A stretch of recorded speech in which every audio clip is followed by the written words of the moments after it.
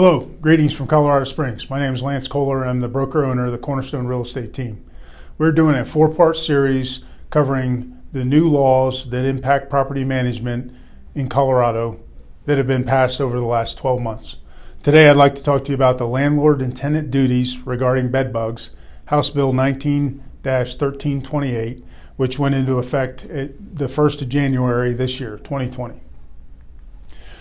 So in this, commonly referred to as the Bedbug Law, the tenant must provide prompt and written or electronic notice as per your lease.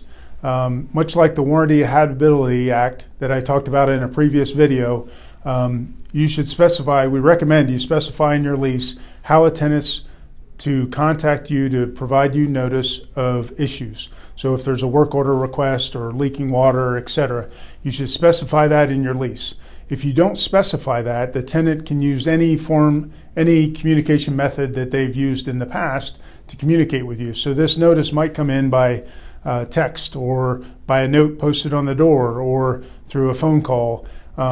Any method that you've communicated with the tenant before in the past. You don't want to miss it because there are some specific time requirements that go along with the new law. So we recommend that you specify in your lease how you want the tenants to notify you of any issues like that.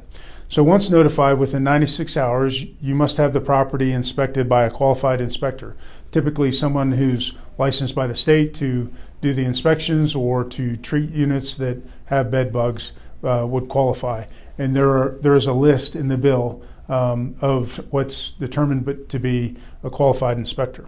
It also says in the bill the landlord must provide 48 hours notice prior to doing the inspection. And then it says, unless your lease says otherwise. So if your lease has a lesser time requirement for notification, reasonable notification to a tenant, you can use that. And the bill also says that the tenant can waive either of those in order to facilitate the inspection. So at a minimum, if your lease doesn't specify, you have to give 48 hours notice, but the tenant can waive it. Once the inspection is complete, you have to report the results to the tenant within 2 business days. If bed bugs are found, there are several actions you have to take, but you have to begin remediation within 5 days. If they are not found, you should notify the tenant that nothing was found. You also have to inform them that they can contact the local health department if they still have concerns. And then the landlord covers the cost of the inspections and treatment.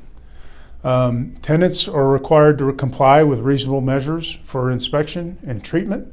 And then they are also responsible for any costs associated with preparing for treatment, like moving furniture, disposing of a couch, whatever the inspector recommends.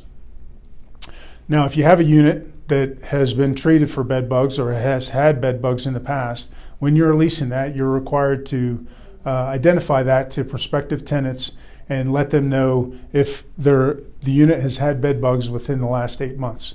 And then secondly, you also have to notify them when the last date was in which the dwelling was inspected and was found to be free of bed bugs.